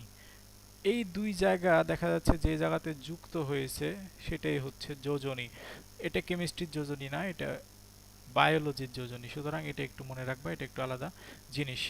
এরপরে তোমাদের এখান থেকে দেখো পরাগনালী কিভাবে তৈরি হয়, আমি একটু পরে তোমাদেরকে বলছি পরাগনালীটা কিভাবে তৈরি হচ্ছে। পরাগদণ্ড যদি একগুচ্ছ থাকে তাকে কি বলে? দ্বিগুচ্ছ থাকলে দ্বিগুচ্ছ বলে। উদাহরণ এখান থেকে এমসিকিউ দাগায় রাখো, এমসিকিউ সাইডে লিখে রাখো, এমসিকিউ এমসিকিউ এর জন্য ইম্পর্টেন্ট। এখানে ছবিগুলো দেওয়া আছে দেখে নিবা। স্ত্রী স্তবক এটা থাকে কেন্দ্রে, এখানে দাগায় নাও, এমসিকিউতে আসে কেন্দ্রে। এবার আসো গর্ভপত্রের কয়টি অংশ? 3টি অংশ। কি আছে? গর্ভাশয়, গর্ভদণ্ড, গর্ভমুণ্ড, একত্রে কি বলে? গর্ভপত্র। আর যদি এটা যুক্ত থাকে তাহলে যুক্ত গর্ভপত্রী, বিযুক্ত থাকলে বিযুক্ত গর্ভপত্রী। এগুলো সম্পর্কে পড়ে নিবা, এমসিকিউ এর জন্য ইম্পর্টেন্ট। পুষ্পমঞ্জরি স্টার দিয়ে রাখো, এমসিকিউ। কখন নিয়ত পুষ্পমঞ্জরি বলে, কখন অনিয়ত বলে, এটা একটু ইম্পর্টেন্ট। আর এটার সংজ্ঞাটা পরীক্ষার ক নম্বরে আসতে পারে, পাশে লিখে রাখো ক। আর বাদ বাকিটা এমসিকিউ। দুইটা ছবি মাথায় রাখলে তুমি পরবর্তী এমসিকিউ গুলো সবকিছু করতে পারবা। পরাগায়ন বা পলিনেশন দেখো, সংজ্ঞাটা এখানে এখানে লিখে রাখো ক, জ্ঞানমূলকের জন্য সংজ্ঞা আসবে এটা। যে ফুলের পরাগধানী থেকে পরাগায়ন একই ফুলের বা একই জাতের অন্য ফুলের গর্ভমুণ্ডে স্থানান্তর প্রক্রিয়াকে পরাগায়ন বলে, বা স্বপরাগায়ন আর পরপরাগায়ন। দাগ দিয়ে লিখে রাখছি দেখো। স্বপরাগায়নের সংজ্ঞা এবং উদাহরণ, ধতুরার সাথে আরেকটা জিনিস লিখে রাখতে পারো, কুমড়া। এখানে দেখো এই জিনিসগুলো আছে, পরাগরেণুর অপচয় কোনটাতে কম হয়। এরপরে বাহকের উপর নির্ভর করতে হয় না, আর পরাগায়নের ক্ষেত্রে বাহকের উপর নির্ভর করতে হবে। এরপরে এখান থেকে দেখো জিনগত বৈচিত্র্য, এই কথাগুলো বলা হয়েছে, বা স্বকীয়তা বা বিশুদ্ধতা, চরিত্রগত বিশুদ্ধতা, অভিযোজন ক্ষমতা কমে। পরপরাগায়ন দেখো, শিমুল, পেঁপে, এই উদাহরণগুলো পড়ে নিবা, তার সাথে এখানে বৈশিষ্ট্যগুলো আছে। এখানে ছবিটা দেওয়া আছে, ছবিটা মাথায় রাখবা। তোমাদের ছবিগুলো বইয়ে দেওয়া হয়েছে, কারণ এগুলো মাথায় রাখলে তোমাদের পরবর্তীতে বুঝতে সুবিধা হবে, মাথায় থাকবে অনেক দিন ধরে। পরাগায়নের মাধ্যম সম্পর্কে আমি বলেছি, দেখো পরাগায়নের মাধ্যম, পরাগরেণু যারা বহন করে গর্ভমুণ্ড পর্যন্ত নিয়ে যাবে, মানে পরাগায়নের মাধ্যমকে এক কথায় আমরা ঘটক বলতে পারি, ঠিক আছে। ঘটক সাধারণত দেখা গেছে যে পতঙ্গ পরাগী ফুল উদাহরণ, এবং তার বৈশিষ্ট্য, বৈশিষ্ট্য কম আসে, উদাহরণটা বেশি আসে। বায়ুপরাগী ফুল, এটার বৈশিষ্ট্য উদাহরণ ধান দেখো। তারপরে পানি পরাগী ফুল, পানি পরাগী ফুল দেখা গেছে কি এটা সুগন্ধ থাকে না, আর পাতা শ্যাওলা উদাহরণ। তারপরে আসো প্রাণী পরাগী ফুল, এটার কদম, শিমুল, কচু, এগুলো পড়বা। এরপরে আমরা যেটা আলোচনা করব সেটা হচ্ছে পুংগ্যামিটোফাইটের উৎপত্তি। সুতরাং পুংগ্যামিটোফাইটের উৎপত্তিটা তোমাদের এখন আলোচনা করছি। পুংগ্যামিটোফাইটের উৎপত্তি আলোচনা করতে গেলে দেখো একটা ছবি আঁকাতে হবে আমাকে। আমরা জানি যে একটু বিভাজন, কোষ বিভাজন সম্পর্কে একটু তোমাদের ধারণা রাখতে হবে। কোষ বিভাজনে তোমরা জানো যে যে কোষটা বিভাজিত হবে তার আগে তাকে মাতৃকোষ বলা হয়, পরবর্তীতে যেটা বিভাজিত হয়ে উৎপন্ন হয় তাকে অপত্য কোষ বলা হয়। এই কোষ বিভাজনের কারণ আছে যে কোষ বিভাজনে যদি জনন কোষকে, জনন কোষ সাধারণত ডিপ্লয়েড থাকে, ডিপ্লয়েড থেকে হ্যাপ্লয়েড যদি না হয় তাহলে প্রজাতিতে ক্রোমোজোমের ধারা অব্যাহত থাকবে না। এই জন্য দেখা যাচ্ছে কি যে এখানে একটু বিভাজনের কথাও আসবে। তাহলে প্রথমে আমরা একটা পরাগরেণু আঁকাই, ধরো এটা একটা পরাগরেণু, এটা একটা পরাগরেণু, বা এরকম এটা একটা পরাগরেণু, ঠিক আছে। এই পরাগরেণুটা সাধারণত, বা পরাগ মাতৃকোষ যদি এটাকে বলি, পরাগ মাতৃকোষ, এই পরাগ মাতৃকোষটা হচ্ছে পুংগ্যামিটোফাইটের প্রথম কোষ, ঠিক আছে। এই পরাগ মাতৃকোষটা প্রথমে সাধারণত এটা হচ্ছে ডিপ্লয়েড। তাহলে ডিপ্লয়েড তো রাখা যাবে না, আমাকে জনন ঘটাতে হলে হ্যাপ্লয়েড নিয়ে আসতে হবে। তাহলে এখানে কোন বিভাজনটা ঘটবে? মিওসিস। এই মিওসিস বিভাজনের মাধ্যমে, আমি বাহিরে অত সুন্দর করে আঁকাচ্ছি না, আমি জাস্ট জিনিসটাকে বোঝাচ্ছি। বইয়ের ছবি আছে, বইয়ের ছবিটা খুবই খুবই খুবই সুন্দর, এই ছবিটা পরীক্ষাতে আঁকালেই হবে। দেখো বুঝে নাও জিনিসটা তোমরা, যে ডিপ্লয়েড থেকে এইটা পরবর্তীতে পরাগ মাতৃকোষ উৎপন্ন হয়ে গেল। মিওসিস বিভাজনের মাধ্যমে যখন হলো তখন সেটা হ্যাপ্লয়েড হয়ে গেল। এই হ্যাপ্লয়েডে আমরা জানি কয়টা মাতৃকোষ উৎপন্ন হবে? 4টা, ঠিক আছে। এই 4টার মধ্যে যে কোনো একটা, এবার আঁকালাম দেখো, এই 4টার মধ্যে যে কোনো একটা, এই 4টার মধ্যে যে কোনো একটা পরাগ কোষ বলা হচ্ছে এটাকে। এই পরাগ কোষটা কি করবে? এবার একটা বিভাজনের কথা বলো তো, যে বিভাজনে একটা থেকে 2টা হয়, অবশ্যই তোমরা বলতে পারবা, সেটা হচ্ছে মাইটোসিস বিভাজন। মাইটোসিস বিভাজন। তাহলে দেখো প্রথমে পরাগ মাতৃকোষ থেকে মিওসিস বিভাজনের মাধ্যমে পরাগ কোষ উৎপন্ন হলো, সেটা হ্যাপ্লয়েড। হ্যাপ্লয়েড থেকে একটি পরাগ কোষ আবার কি করলো? মাইটোসিস বিভাজনের মাধ্যমে 2টি কোষ বিশিষ্ট বা 2টি নিউক্লিয়াস বিশিষ্ট একটা কোষ উৎপন্ন করলো। এবার দেখো একটা তার মধ্যে ছোট, একটা আবার বড়। এই বড় কোষটাকে বলা হয় নালী কোষ, আর ছোট কোষটাকে বলা হয় জনন কোষ, যেটার ইংরেজি নাম হচ্ছে জেনারেটিভ কোষ। জেনারেটিভ কথাটা কোথা থেকে আসছে বলো তো? জেনারেশন থেকে। জেনারেশন মানে কি? বংশ পরম্পরা। তাহলে যেটা বংশ পরম্পরায় হেল্প করবে সেটার নাম জেনারেটিভ কোষ, আর যেটা নালী তৈরিতে হেল্প করবে, আমি বলেছিলাম পুংস্তবক পড়ার সময় যে পরাগ নালী সম্পর্কে আমরা একটু পড়বো পরবর্তীতে। দেখো পরাগ নালীটা, এই যে নালী কোষ পরাগ নালীটা তৈরি করছে, ঠিক আছে। এবার জনন নিউক্লিয়াস বা জনন কোষ আর নালী নিউক্লিয়াস বা নালিকা কোষ, দেখো এরা কিভাবে কাজ করছে। এই নালী নিউক্লিয়াসটা সামনে থাকবে, আর হচ্ছে জনন নিউক্লিয়াসটা একটু পেছনে থাকবে, ঠিক আছে। এইভাবে দেখো একটু নালী নিউক্লিয়াসটা কি তৈরি করছে? নালী তৈরি করছে। পরের ছবি যখন বোঝাবো তখন আরো ক্লিয়ার হবে। দেখো এখানে নালীটা আরো বড় করে দিচ্ছে, নালী নিউক্লিয়াস।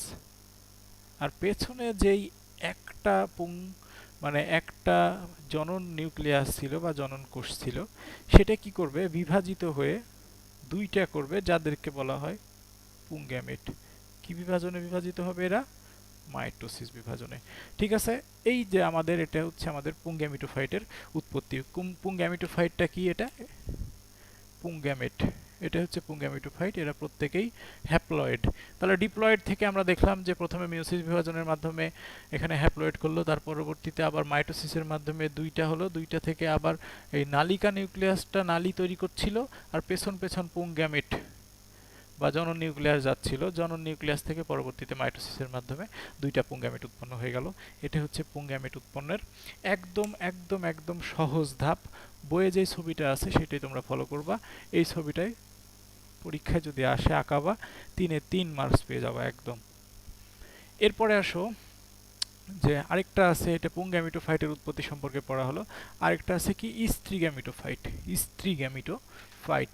দেখো তাহলে আমরা একটু লিখি স্ত্রী গ্যামিটোফাইটের উৎপত্তি।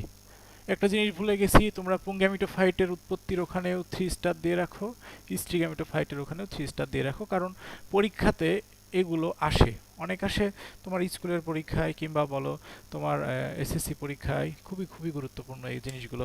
তাহলে স্টিগামেটোফাইটের উৎপত্তির ক্ষেত্রে আমরা একটা স্ত্রী রেণু মাতৃকোষ নিব। আমি আবারও বলছি, তোমার বইয়ের ছবিটাই সবচেয়ে ভালো ছবি।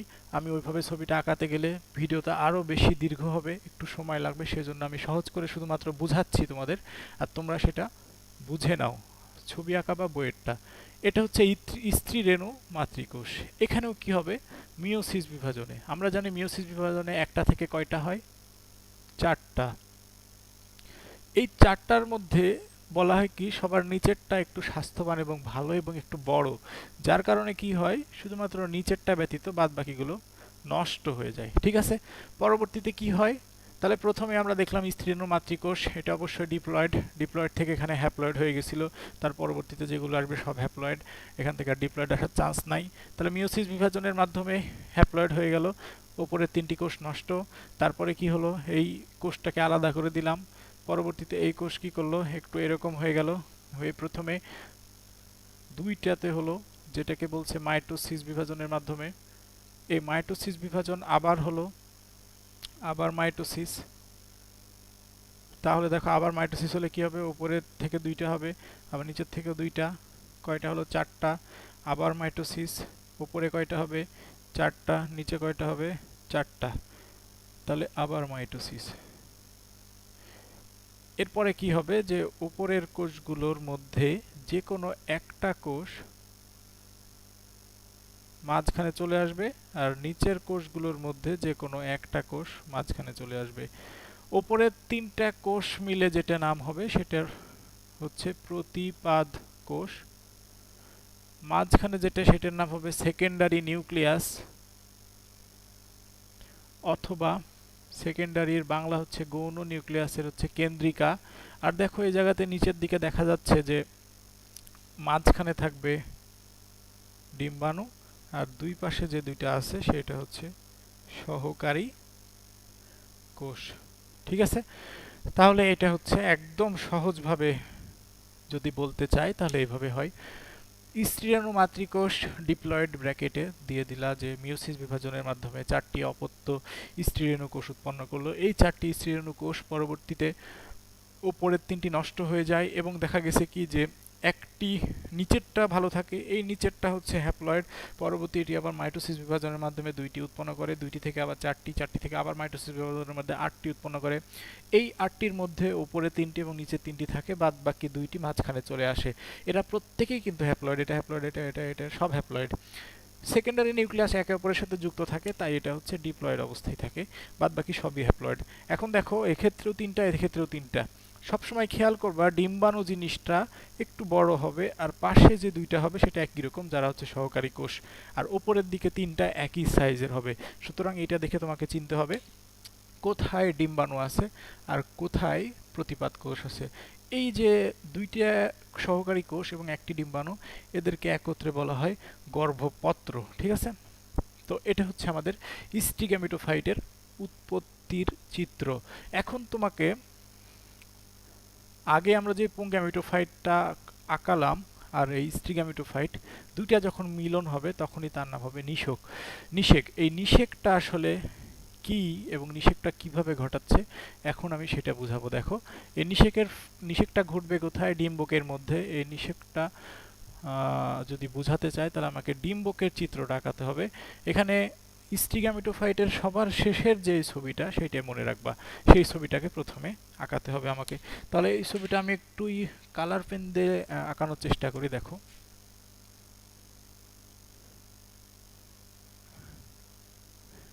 আমি প্রথমে এভাবে একটা দাগ দিয়ে নিলাম। আমি সাধারণত তোমাদের সহজ করে ছবি আঁকানোর টেকনিক বলে দেই।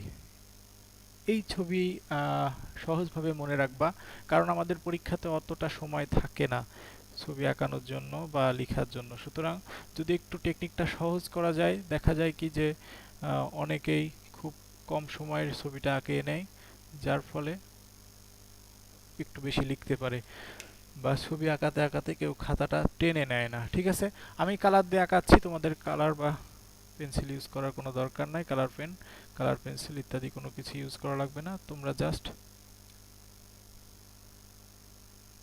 এভাবে আরেকটা দাগ দিয়ে নিলা, তারপরে এখান থেকে একটা উঠায় দিবা, দিয়ে এভাবে। দেখো কত ইজি।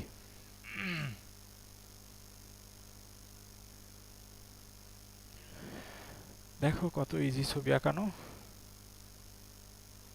হ্যাঁ, কতক্ষণ লাগলো? অনেক কম সময়ের মধ্যে হয়ে গেছে। সবার শেষে চিত্র লিখে দিবা, যেটি হচ্ছে ডিম্বক। ওকে, বা ডিম্বকের গঠন। এবার তোমাকে আমি এই চিত্রের ব্যাখ্যাটা দিয়ে দিই। দেখো, আগে ছবিতে আমরা যে জিনিসটা আঁকাইছিলাম সেটা হচ্ছে এইটুকু। এই জিনিসটাই আবার আমাকে লিখতে হবে। এইটা ডিম্বাণু। সাধারণত ছবি আঁকানোর ক্ষেত্রে চেষ্টা করবা যে কোনো এক সাইডে লিখার, তাহলে ছাত্রদেরও দেখতে সুবিধা হয়, ছবিটাও দেখতে খুব সুন্দর লাগে এবং তোমাদের মার্কসটাও বেশি আসে। দেখো, সহকারী কোষ। এটা কি ছিল? শ্রেণী, মানে সেকেন্ডারি নিউক্লিয়াস গন্ডকেন্দ্রিকা। এটার কি নাম ছিল? প্রতিপাদ কোষ। এরপরে দেখো, এটা নিউসেলাস আছে ইংরেজি নাম, বা ভ্রূণপোষক টিস্যু। আর এটা ডিম্বক মূল। ঠিক আছে? আর এই জায়গাতে একটা ছিদ্রর মতো জিনিস দেখতে পাচ্ছি, যেটা ডিম্বক রন্ধ্র, যেটা হচ্ছে ডিম্বক রন্ধ্র। ঠিক আছে? মোটামুটি আমাদের ছবি আঁকানো শেষ। দুইটা জিনিস অ্যাড করলে, একটা ডিম্বক নাভি আর একটা ডিম্বক নাড়ি। দেখো, এই জায়গাতে তোমরা অনেকই ছবি আঁকাও, কিন্তু অনেক জায়গাতে ভুল হয়। আমি সেই ভুলগুলো দেখাই দিচ্ছি। প্রতিপাদ কোষ আর সেকেন্ডারি, সরি, এখানে নিচের দিকের এই অংশটুকু আঁকাতে উল্টাপাল্টা করে দাও। তারপরে আরেকটা জিনিস একটু উল্টাপাল্টা করে দাও, যেটা হচ্ছে ডিম্বক নাভি আর ডিম্বক নাড়ি। প্রথমে আসি যে ডিম্বাণু কোনটা, সহকারী কোষগুলো কোনটা। সিনেমাতে তোমরা দেখেছো যে একটা নায়িকা দৌড়াতে দৌড়াতে বা ঘুরছে, ফুল তুলছে, ছাদে যাচ্ছে, তার পাশে দেখবা দুইজন বান্ধবী থাকে, যাদেরকে বাংলা সিনেমার ভাষায় সই বলা হয়, সই বা বান্ধবী। তাহলে দেখো, ডিম্বাণুটা থাকবে মাঝখানে, এটা হচ্ছে আমাদের নায়িকা, আর পাশে দুইটা থাকবে, তারা হচ্ছে সহকারী কোষ, যারা হচ্ছে ডিম্বাণুকে সহকারী, মানে সহকারী হিসেবে কাজ করবে, ডিম্বাণুকে সহায়তা করবে। কিভাবে? যখন শুক্রাণু কাছে আসবে, সহায়তা করবে। আমাদের সাধারণত দেখা যায় যে কিছু বান্ধবী আছে হেল্প করে, কিছু বন্ধু আছে হেল্প করে, চিঠি দিয়ে হেল্প করে, মেসেজ দিয়ে হেল্প করে, বলে যে না খুব ছেলেটা খুব ভালোই আছে, অনেক সময় বলে যে না ছেলেটা ফালতু। ঠিক আছে, তাহলে সহকারী কোষের ভূমিকাটা বুঝতে পারলা, যে সহকারী কোষ সবসময় কি করবে? ডিম্বাণুকে সাহায্য করবে। তার উপরের দিকে আসো গৌণ কেন্দ্রিকা, এটা হচ্ছে ডিপ্লয়েড, মাথায় রাখবা। প্রতিপাদ কোষ। এই জিনিসটা যেন উল্টাপাল্টা না হয়, যে উপরের দিকে কোনটা যাবে, নিচের দিকে কোনটা যাবে, বা কোনটা ডিম্বাণু, এটা কেন ডিম্বাণু হলো না। এভাবে মাথায় রাখবা যে ডিম্বাণুটা মাঝখানেটা একটু বড় হবে, দুই পাশে ছোট হবে। ঠিক আছে? আর ডিম্বাণু যেদিকে থাকবে সেদিকে সাধারণত ডিম্বক রন্ধ্রটা থাকবে। এরপরে আর এগুলো নিয়ে কনফিউশন হয় না। কনফিউশন একটা জিনিস হয়, আমি অনেকের খাতা দেখেছি, পরীক্ষার খাতায় দেখছি যে ডিম্বক নাভি আর ডিম্বক নাড়ির মধ্যে কনফিউশন করো। নাড়িটা দিয়ে দাও উপরে, নাভিটা দিয়ে দাও নিচে। ঠিক আছে? বা নাড়িটা দিয়ে দাও এটা, নাভিটা দিয়ে দাও এটা। তোমাদের আমি একটা সহজ জিনিস বলি, ট্রিক্সটা বলে দিয়ে দেখো, যে সাধারণত তুমি তোমার নিজের ক্ষেত্রেই চিন্তা করো, যে ছোট একটা বাচ্চা, তুমি যখন বাচ্চা ছিলা তখন তোমার একটা পেট থেকে একটা নাড়ি বের হয়ে মায়ের কাছ থেকে পুষ্টি এবং অন্যান্য উপাদান আসতো এবং তোমার কার্বন ডাই অক্সাইড যেত। তাহলে তুমি চিন্তা করো যে সাধারণত যেটা বের হয়ে গেছে সেটা হচ্ছে, যেটা বের হয়ে গেছে সেটা নাড়ি, আর নাড়িটা কাটার পরে এখন আমার শরীরে বা তোমার শরীরে যেটা আছে সেটা নাভি। তাহলে তুলনামূলক কোনটা ভেতরের দিকে থাকবে? নাভিটা ভেতরের দিকে। আর নাভি থেকে যে জিনিসটা বের হয়ে যাবে, নাভি থেকে যে জিনিসটা বের হয়ে যাবে সেটাই হচ্ছে নাড়ি। নাভিটা হচ্ছে এইটা ভেতরের দিকে, নাভি থেকে যে জিনিসটা বের হয়ে যাচ্ছে সেটাই ডিম্বক নাড়ি। আশা করি এরপর থেকে আর ভুল হবে না এইটা। ঠিক আছে? তাহলে ডিম্বকের গঠন এবং চিত্রটা পরীক্ষায় প্রচুর আসে, এটা 3 স্টার দিয়ে রাখো। পরীক্ষায় প্রচুর আসে এবং এটা জিনিসটা বুঝলে একদম সহজ হয়ে যায় এবং খুব তাড়াতাড়ি বা খুব সহজে ছবিটা আঁকিয়ে 3-এ 3 মার্কস পাওয়া যায়। সুতরাং তোমরা এই অফারটা অবশ্যই লুফে নেবা। পরীক্ষায় যদি ছবিটা আসে অবশ্যই অবশ্যই অবশ্যই ছবিটা আঁকাবা। ঠিক আছে? তাহলে আমরা পড়লাম যে ডিম্বকের গঠন, এখন আমাদের আরেকটা জিনিস পড়তে হবে, সেটা নিষেক। নিষেক কাকে বলে প্রথমে তোমাকে জানতে হবে। নিষেক হচ্ছে ডিম্বাণুর সাথে যখন শুক্রাণু মিলন ঘটবে তখন তাকে নিষেক বলবে, অথবা ভালো করে বলতে গেলে যে প্রক্রিয়ার মাধ্যমে ডিম্বাণু এবং শুক্রাণুর মিলন ঘটে বা যে প্রক্রিয়ার মাধ্যমে ডিম্বাণু এবং শুক্রাণু মিলিত হয় তাকে নিষেক বলে। আমরা জানি ডিম্বাণু হ্যাপ্লয়েড, শুক্রাণু হ্যাপ্লয়েড। নিষেকের ফলে যে জিনিসটা তৈরি হবে সেটা ডিপ্লয়েড, সেই জিনিসটা হচ্ছে জাইগোট। ঠিক আছে, তাহলে নিষেকটা আমাদের ভেরি ভেরি ইম্পর্টেন্ট, যে নিষেক কিভাবে হচ্ছে এই ছবির ক্ষেত্রে কিংবা উদ্ভিদের ক্ষেত্রে নিষেকটা কিভাবে হচ্ছে এবং সেই নিষেকটাকে কি বলা হয় এটা সম্পর্কে একটু পড়তে হবে। দেখো, একটা বইয়ে খুব সুন্দর ছবি আছে যে ডিম্বকের গঠনের পাশে একটা ছোট্ট একটা ছবি আছে। দেখো, ছোট না বড় ছবি আছে, সেই ছবিটা এখন তোমাদের আমি দেখাচ্ছি। দেখো, তোমরা বইয়ের পেজে আবার চলে যাচ্ছি, খেয়াল করো বইয়ের পেজে যাচ্ছি যখন, দেখে নাও এখানে। হ্যাঁ, নিষেকের যেই ছবিটা আমরা দেখতে পাচ্ছি একটু নিচের দিকে, নিষেকটা একটু বুঝাই নিই, তারপরে আগেরগুলো আমি আবার দেখাচ্ছি তোমাদের। ঠিক আছে,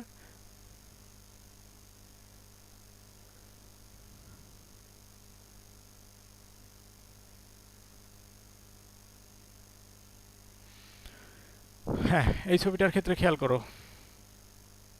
এই ছবিটার ক্ষেত্রে দেখো, এইটা হচ্ছে গর্ভমুণ্ড, এইটা হচ্ছে গর্ভদণ্ড, আর এইটা হচ্ছে গর্ভকেশর। আমরা প্রথম যে ফুলের ছবিটা খেয়াল করেছিলাম সেটা। ফুলের মধ্যে দেখো এই জায়গাতে ডিম্বাণু, এটা দুইটা সহকারী কোষ, এটা হচ্ছে সেকেন্ডারি নিউক্লিয়াস এবং প্রতিপাদ কোষ, ডিম্বক রন্ধ্র। এখন এটাকে আমি বলতে পারি নায়িকার বাসা। বাসা হচ্ছে এইটা, আর এই বাসার মধ্যে একটা গেট আছে যে গেট দিয়ে বাসায় ঢুকতে হয়, তাছাড়া অন্য আর গেট দিয়ে বাসায় ঢুকতে পারবে না। এখন সাধারণত পরাগরেণু এই সব জায়গা থেকে, পরাগধানী থেকে উড়ে উড়ে যে গর্ভমুণ্ডে পড়বে তখন তাকে বলা হবে পরাগায়ন। এখানে দেখো মোট 5টা পরাগরেণু পড়েছে, তাই কি না? পরাগরেণু 5টা পড়েছে, তার মধ্যে দেখো একজন এখানে পড়েই আহত, আহত হয়ে নিহত হয়ে গেছে, মারাই গেছে, আর এর আর কোনো শক্তিই নাই। আরেকটা দেখো কিছু দূর আগাইছে, আরেকটা কিছু দূর, আরেকটা দেখো গেছে খুব সুন্দর, যাচ্ছেও কিন্তু অন্য পথে, যে পথ দিয়ে গেটে যাওয়া সম্ভব না, আরেকটা ঠিক সুন্দর জায়গায় চলে গেছে। ঠিক যেমনটা ধরো তুমি হাই স্কুলে পড়ছো, তোমার বাসার পাশে একজন তোমাকে খুব পছন্দ করে কিন্তু বলতে পারছে না। একদিন হয়তো দেখলা যে তাকে তার পরিবার নিয়ে বিদেশ চলে গেল, তার মানে সে বলতে চাচ্ছিল কিন্তু বলতেই পারলো না, এটা হচ্ছে সেই রকম পাবলিক। এরপরে আসো আরেকজন হচ্ছে রিক্সাওয়ালা, যে তোমাকে প্রতিদিন রিক্সায় করে নিয়ে যায়, সেও তোমাকে বলল কিন্তু বলে কিছু দূর, কিছুদিন যাইতেই সে তোমাকে তুমি তাকে রিফিউজ করে দিলা, তাহলে বাদ হয়ে গেল। আরেকজন হচ্ছে তোমার স্কুলের একটা গুন্ডা মাস্তান, সেও তোমাকে পছন্দ করে, সে এত দূর পর্যন্ত এসে তাকেও তুমি না করে দিলা। আরেকজন দেখো এই কি করছে,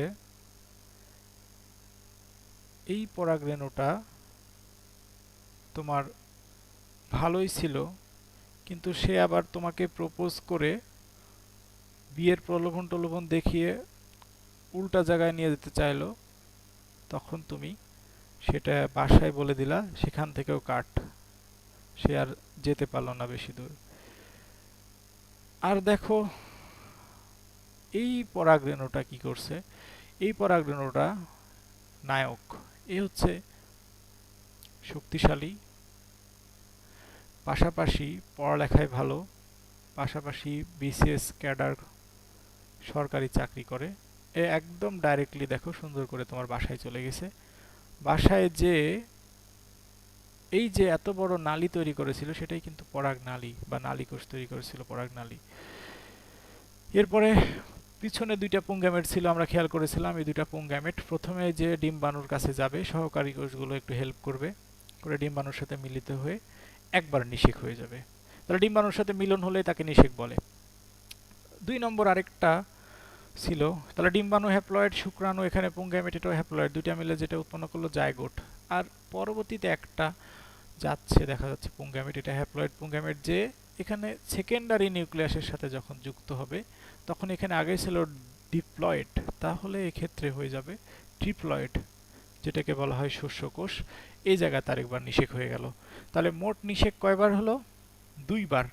এই জন্য এই নিষেককে বলা হয় দ্বিনিষেক। ঠিক আছে, ভেরি ভেরি ইম্পর্টেন্ট। দেখো এই জায়গাতে একটা দেখাচ্ছে নিষেক কাকে বলে। এর পরবর্তী পেজে চলে আসো যে নিষেক সাধারণত একই সময়ে দুটি পুংজনন কোষের একটি ডিম্বাণু অপরটি গৌণ নিউক্লিয়াসের সাথে মিলিত হওয়ার ঘটনাকে দ্বিনিষেক বলে। এখানে ডাবল স্টার দিয়ে রাখো, পরীক্ষায় খ নম্বরে এটা আসে যে দ্বিনিষেক কাকে বলে এবং কেন বলে। আর তার উপরের লাইনটা খেয়াল করো, শস্যকোষ, এটা ট্রিপ্লয়েড, এটা এমসিকিউতে প্রচুর আসে যে শস্যকোষ নিচের কোনটি ট্রিপ্লয়েড। এই ছবিটা একটু যদি বুঝতে পারো তাহলে খুবই ইজি হয়ে যাবে। দেখা একটা ফুলের দেখাচ্ছে দুইটা জিনিসে কিভাবে আসছে, বা পুংগ্যামিট স্ত্রীগ্যামিট দুইটাই কিভাবে উৎপন্ন হচ্ছে এটা দেখায় দিচ্ছে। এবার আসো তোমাদের ফলের উৎপত্তি নিয়ে একটু কথা বলি, যে ফলটা কিভাবে উৎপন্ন হলো বা ফলটা কিভাবে। ফুলের যখন নিষেক প্রক্রিয়াটা ঘটে গেল, নিষেক যখন হয়ে গেল, তখনই ফুলের মধ্যে একটা পরিবর্তন আসা শুরু হবে, যে ফুলটা এখন ফলে পরিণত হবে বা ফল উৎপন্ন করবে। নিষিক্তকরণের পর দেখা যাচ্ছে যে গর্ভাশয় অথবা গর্ভাশয়ের সাথে অন্যান্য অংশ যখন ফল মানে পরিপুষ্ট হবে, তখন যে জিনিসটা উৎপন্ন হবে সেটাই হচ্ছে ফল। ঠিক আছে, এই ফল আবার 2 ধরনের। ফলের সংজ্ঞাটা পড়ে নিবা। ফল 2 ধরনের, একটা হচ্ছে প্রকৃত ফল, আরেকটা হচ্ছে অপ্রকৃত ফল।